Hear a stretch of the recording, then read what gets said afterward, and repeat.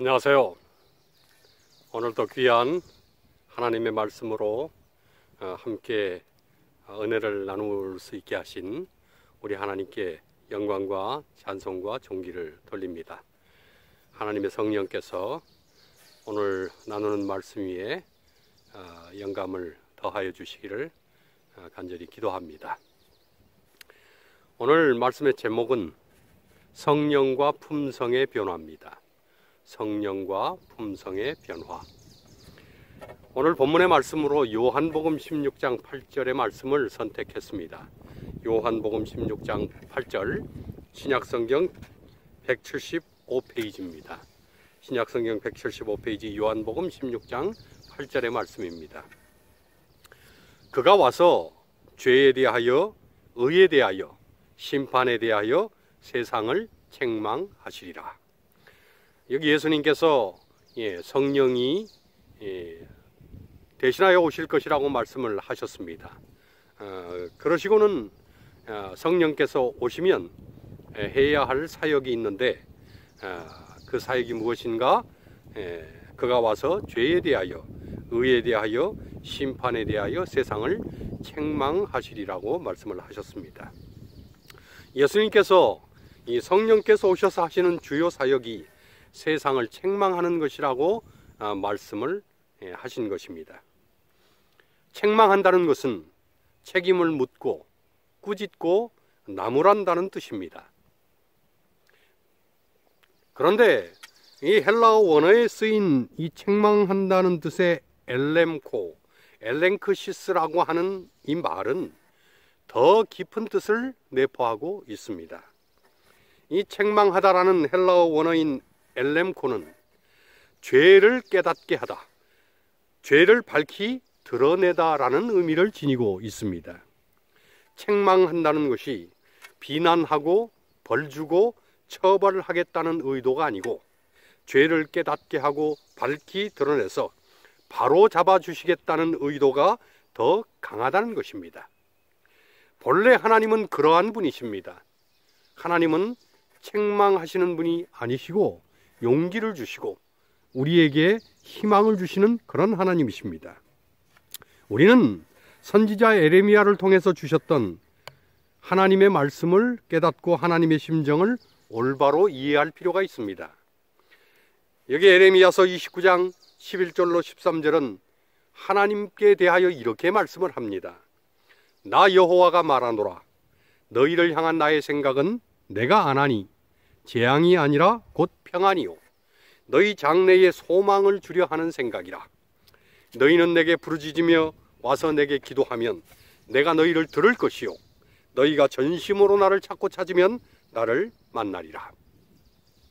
우리를 향한 하나님의 생각은 재앙이 아니고 평안이라고 했습니다.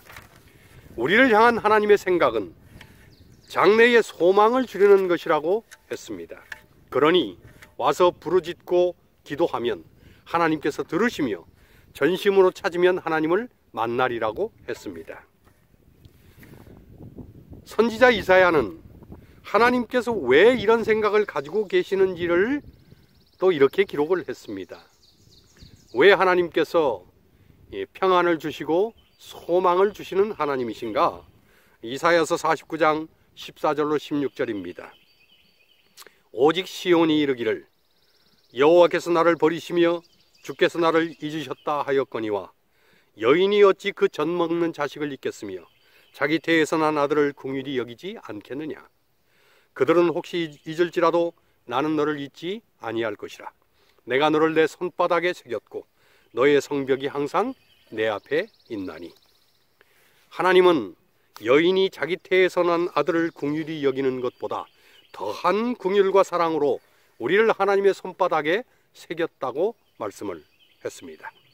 하나님은 우리가 하나님의 자녀이며 자녀 그 이상이라고 말씀을 하십니다. 그러니 자녀에게 재앙이 아니라 평안을, 절망이 아니라 소망을 주는 것이 당연하다는 것입니다. 그런데 우리는 사실 자녀 정도가 아니라 정말로 하나님의 자녀 그 이상인 것입니다. 우리는 우리가 하나님의 자녀 그 이상이라는 말을 쓰는 것에 전혀 거리낌이 없습니다. 왜냐하면 요한복음 3장 16절을 통해서 하나님께서 직접 그렇게 말씀하시기 때문입니다. 너무나 유명한 요한복음 3장 16절은 이렇게 말씀합니다.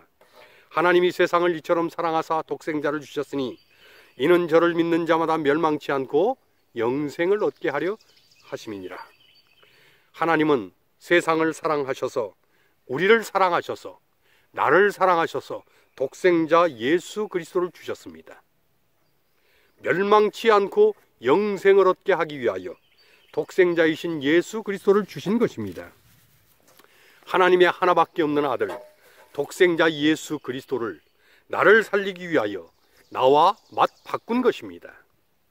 하나님의 유일한 자녀이신 예수 그리스도를 나를 위해 주시고, 나를 위해 바치시고, 나를 위해 희생하셨으니 나는 하나님의 자녀 그 이상이 된 것입니다.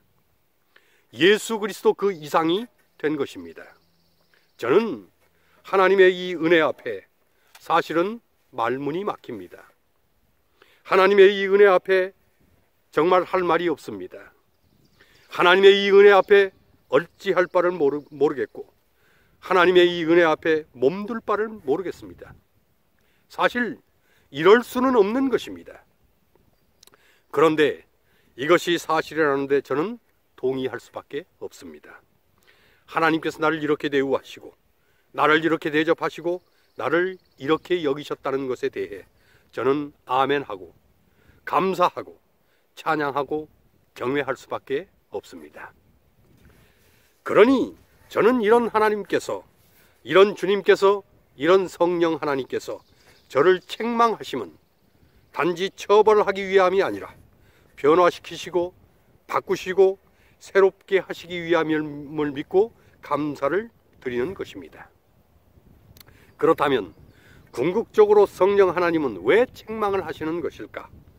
우리는 성령께서 그렇게 하시는 이유들을 성령에 관한 성경의 여러 기록들에서 여러 가지로 찾을 수 있게 됩니다. 사실 그 사유를 살피자면 너무나 많습니다.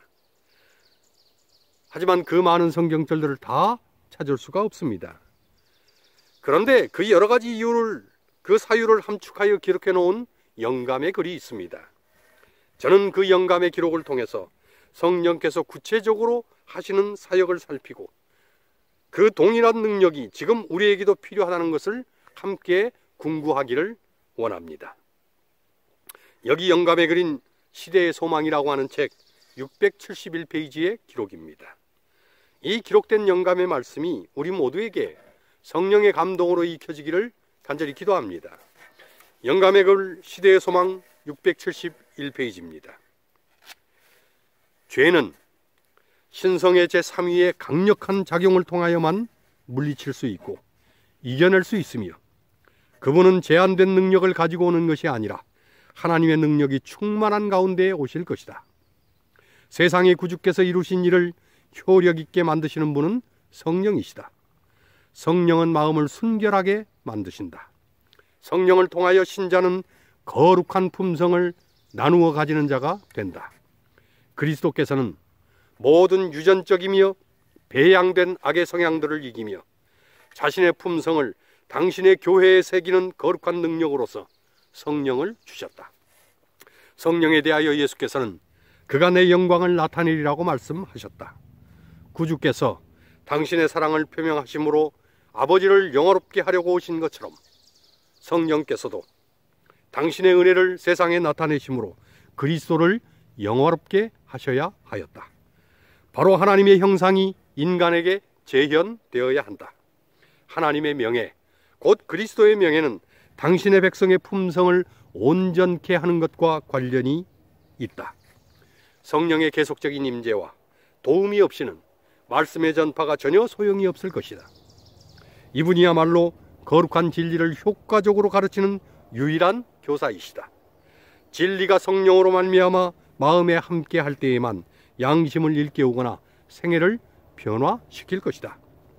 누구든지 하나님의 말씀을 문자 그대로 소개할 수 있을 것이며 하나님의 말씀의 모든 명령들과 약속들을 잘 알 수 있을 것이다. 그리스도께서는 당신의 교회에 성령의 선물을 약속하셨는데 이 약속은 처음 제자들에게 해당되었던 것처럼 지금 우리에게도 해당된다. 그러나 모든 다른 약속들처럼 이 약속도 조건하에 주어진다. 주님의 약속을 믿고 주장한다고 공언하는 자들이 많다. 그들은 그리스도에 관하여 성령에 관하여 말하지만 아무런 유익도 얻지 못한다. 그들은 거룩한 능력의 지도와 제재를 받도록 영혼을 복종시키고자 하지 않는다. 여기 영감의 글 시대의 소망 671페이지는 성령께서 오셔서 어떤 일을 하시는지를 아주 구체적으로 자세하게 묘사하여 말씀하고 있습니다. 성령께서 하시는 일, 그리고 그 능력을 여러 가지로 설명을 하는 것입니다. 이 설명들을 정리하면 7가지로 그 내용을 함축하게 됩니다. 그리고 그 내용들을 통해서 왜 지금도 우리에게 성령의 사역과 역사가 필요한지 우리는 분명하게 이해하고 깨닫게 됩니다. 오늘 우리에게 성령이 왜 요구되는지, 또한 성령께서 우리를 책망하셔서 우리의 품성 변화에 어떻게 역사하시는지 그 7가지 내용을 간추려서 확인해 봅니다. 첫째로, 죄는 신성의 삼위이신 성령의 강력한 작용을 통해서만 물리칠 수 있고 이겨낼 수 있다고 했습니다. 죄는 사실 너무나 강력하고 막강한 것입니다. 사도 바울은 로마서 6장 16절에 죄가 우리를 주관하여 죄의 종이 되게 하고 결국은 사망에 이르게 한다고 했습니다. 죄의 힘과 능력이 얼마나 강한지 사도 바울조차도 오호라 나는 곤고한 사람이로다. 이 사망의 몸에서 누가 나를 건져내랴. 내가 육신으로 죄의 법을 섬기노라. 그렇게 로마서 7장 24절로 25절에 한탄을 했습니다. 우리 모두는 이런 성경의 말씀이 아니라도 우리 자신들이 죄 앞에 얼마나 무력한지를 너무나 잘 알고 있습니다. 화를 안 내는 것은 너무나 어렵습니다. 그러나 화를 내는 것은 그러려고 하지 않아도 불쑥 터져 나옵니다. 참는 것이 어려운 것입니다. 잘못을 인정하는 것은 너무나 어렵습니다. 그러나 변명하고 핑계대는 것은 그러려고 하지 않아도 불쑥 터져 나옵니다. 정직하다는 것이 어려운 것입니다. 욕심을 내지 않고 베푸는 것은 너무나 어렵습니다. 그러나 자기 것을 챙기고 손해보려고 하지 않는 것은 배우지 않아도 누구나 다 합니다. 욕심을 버리는 것이 어려운 것입니다. 타인을 존중하고 타인을 배려하는 것은 너무나 어렵습니다. 그러나 이기적이고 자기 중심적인 사고는 가르쳐주지 않아도 누구나 다 합니다. 자아를 버리는 것이 어려운 것입니다. 죄라고 하는 것은 참으로 강력하고 찰거머리처럼 사람을 따라다닙니다. 그러니 사람의 힘으로는, 사람의 의지로는, 사람의 결심으로는 죄와 대항하여 싸울 수도 없고 더구나 이긴다는 것은 상상도 할 수 없습니다. 그러나 사도 바울은 그 승리의 원천을 깨닫고 발견을 했습니다. 로마서 8장 2절은 이렇게 말씀합니다. 이는 그리스도 예수 안에 있는 생명의 성령의 법이 죄와 사망의 법에서 너를 해방하였습니다. 오직 성령만이 죄를 이기게 하고 죄에서 우리를 해방시킨다는 것입니다. 죄는 강력합니다. 그러나 성령의 능력은 초강력인 것입니다. 감히 죄가 넘볼 수 없는 극강의 능력이 성령의 능력이요 권세인 것입니다. 그러므로 우리가 할 일은 죄와 싸우는 것이 아니고 성령을 구하는 것입니다. 성령의 지배를 받고 성령의 통치를 받고 성령이 나를 주장하고 성령이 나를 주관할 때에 우리는 내 안에 내주하는 성령의 능력으로 그 어떤 죄라도 이기고 승리하게 되는 것입니다. 그러니 죄 때문에 고민한다면 성령을 구하셔야 합니다. 죄로 인하여 갈등하고 있다면, 죄로 인하여 투쟁하고 있다면 성령만이 답인 것입니다. 성령을 구하시고 성령을 통하여 그 모든 죄를 물리칠 수 있도록 도와달라고 성령의 도움을 구하셔야 됩니다. 둘째로, 세상의 구주께서 이루신 일을 효력 있게 만드시는 분은 성령이라고 했습니다. 고린도전서 12장 3절은 이렇게 말씀을 합니다. 그러므로 내가 너희에게 알게 하노니 하나님의 영으로 말하는 자는 누구든지 예수를 저주할 자라 하지 않고 또 성령으로 아니하고는 누구든지 예수를 주시라 할 수 없느니라. 사도 바울은 고린도전서 12장 4절로 11절에 성령의 각양 은사에 대해서 설명을 합니다.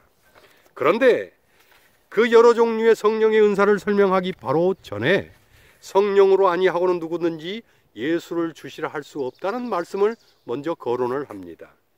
이 말씀의 의도는 성령의 각양 은사가 있지만 그 은사를 주시는 성령의 여러 사역보다 더 중요하고 더 우선되고 더 기묘한 성령 사역이 있는데 그것은 성령이 아니고는 예수를 주라 할 수 없다는 것입니다. 우리에게 필요한 것은 은사 이전에 십자가를 지시고 우리를 구원하신 예수님께서 과연 나의 주님이시요 나의 주인이신가를 확인하는 것입니다. 성령 하나님은 우리의 주인이 오직 예수 그리스도이시며 주어진 은사도 주님의 영광만을 위해 쓰도록 우리를 인도하시는 분이십니다. 그래서 십자가의 효력이 구원이 효력 있게 하시고 믿는 자들의 마음에 임마누엘의 피 묻은 깃발을 꽂아서 그 심령이 십자가의 영토가 되게 하시는 것입니다. 그러니 구주께서 이루신 십자가의 권세가 영원히 내 삶에서 효력을 발휘하도록 또한 다른 영혼들에게도 효력을 발휘할 수 있도록 성령을 구해야 하는 것입니다. 성령만이 십자가의 효력을 내 안에 역사하게 하시는 것입니다. 세 번째로 성령은 마음을 순결케 하고 그리스도의 거룩한 품성을 나누어 가지게 한다고 했습니다. 성경 데살로니가전서 1장 6절에는 이런 기록이 있습니다. 또 너희는 많은 환난 가운데서 성령의 기쁨으로 도를 받아 우리와 주를 본받는 자가 되었으니. 살면서 모든 사람들은 시련도 만나고 고난도 만나고 슬픔도 당합니다. 그러나 그것을 단지 인간적인 고통으로 받고 괴로워하며 원망하는 사람들이 있는 반면에 그것을 성령의 기쁨으로 받고 십자가를 생각하며 주님을 본받는 이들이 있습니다. 사실 살면서 어떤 일을 겪고 어떤 일을 당하며 어떤 일이 일어나느냐는 그렇게 중요하지 않습니다. 사람들은 누구나 다 모양과 형태만 다를 뿐이지 피할 수 없는 삶의 변수들을 만나야 하고 겪어야 하고 견뎌야 하는 것입니다. 중요한 것은 그 일들을 어떻게 소화하고 어떻게 대처하고 어떻게 처리했느냐 하는 것입니다.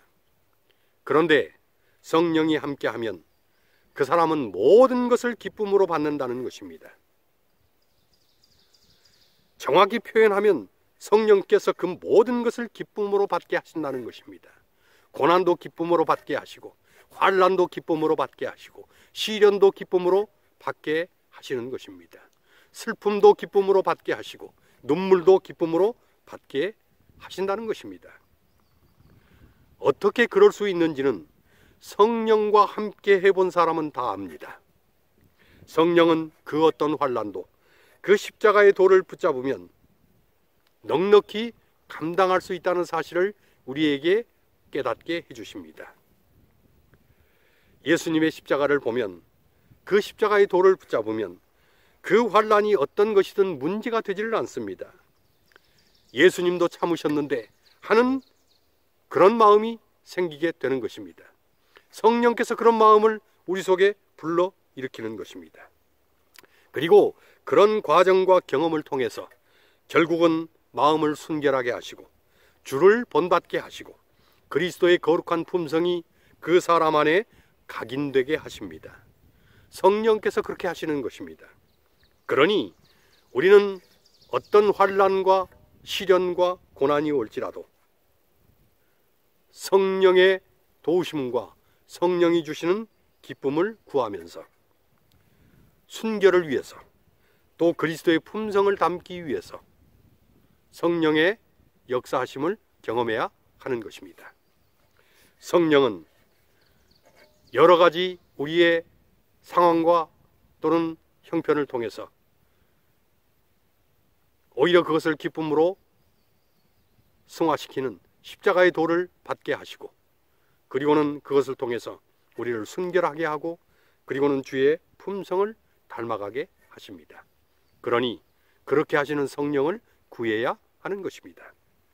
네 번째로, 모든 유전적이고 배양된 악의 성향을 이기고 그리스도의 품성을 새기는 거룩한 능력은 성령의 사역이라고 했습니다. 모든 사람은 두 종류의 악의 성향에 기울어져 있습니다. 하나는 유전된 악입니다.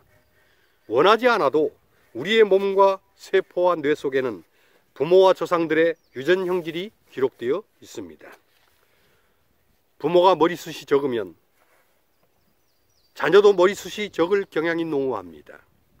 부모가 딸기코이면 자녀가 딸기코일 경향이 농후합니다.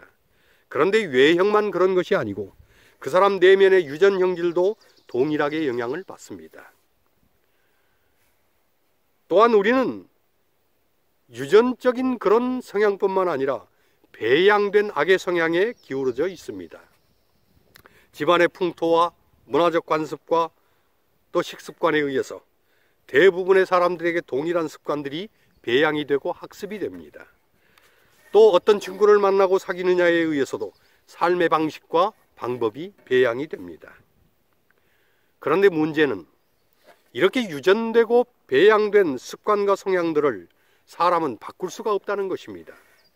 그것이 악이고 죄이며 결코 좋은 것이 아님을 알면서도 고칠 수 없다는 것입니다. 때로 습관이 중독이 되고 그 중독이 그 사람을 완전히 지배해버린 상태가 되면 정말로 사람의 힘으로는 그것을 바꿀 수도 없고 그 상황에서 건져낼 수도 없습니다. 그런데 그것을 해결할 수 있는 유일한 통로가 있다는 것입니다. 그것이 바로 그리스도의 품성을 새기는 거룩한 능력의 근원이요 원천이신 성령의 능력이라는 것입니다. 유전적이든 배양된 것이든 습관을 바꾸고 중독에서 끌어내는 것이 바로 성령의 사역이라는 것입니다. 이 일을 위해서 예수님은 성령 하나님을 이 땅에 우리를 위하여 대신 보내신 것입니다. 성경 갈라디아서 5장 16절은 이렇게 약속을 합니다. 내가 이르노니 너희는 성령을 쫓아 행하라. 그리하면 육체의 욕심을 이루지 아니하리라. 모든 유전적이고 배양된 악은 육체와 육체의 소욕을 통해서 이루어집니다. 그러나 성령이 지배를 하면 육체의 욕심도 힘을 쓰지 못한다고 했습니다. 그러니 잘못된 습관과 악한 중독을 이기고 그리스도의 품성이 우리 안에 거룩히 새겨지도록 성령을 구해야 합니다. 성령 충만하면 그런 역사가 일어나는 것입니다. 혹시 스스로 빠져나올 수 없는 그런 오래된 습관과 또는 중독 상태에 있다고 할지라도 좌절하거나 낙심할 필요가 없습니다. 성령을 구하십시오. 그리고 성령의 능력으로 그 모든 것을 이기고 해결할 수 있도록 도와달라고 구하시기를 바랍니다. 성령은 그 모든 것을 이기고 승리케 하는 그런 충만한 능력이 그 성령 하나님 그분 안에 있습니다. 다섯 번째로, 성령은 그리스도를 영화롭게 하고 하나님의 형상을 인간에게 재현시킨다고 했습니다.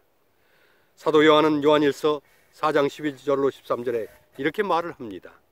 어느 때나 하나님을 본 사람이 없으되 만일 우리가 서로 사랑하면 하나님이 우리 안에 거하시고 그의 사랑이 우리 안에 온전히 이루느니라. 그의 성령을 우리에게 주심으로 우리가 그 안에 거하고 그가 우리 안에 거하시는 줄을 아느니라. 사도 요한은 요한일서 4장 8절에 하나님은 사랑이시라고 했습니다. 그리고 우리가 서로 사랑하면 하나님이 우리 안에 거하시고 그 사랑이 온전히 이루어진다고 했습니다.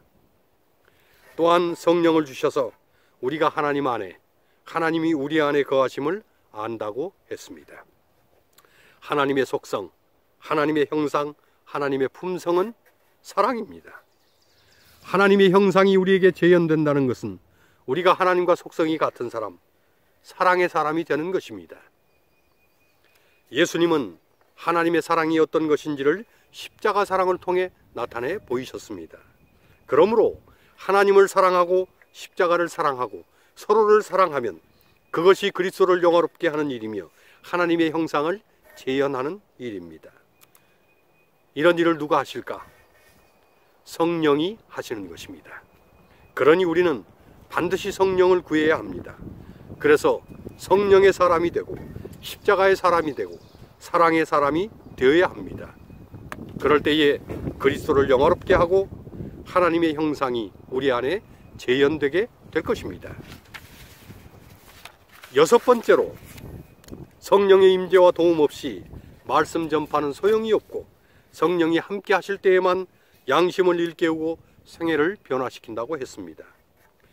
히브리서 9장 14절은 이렇게 선포합니다.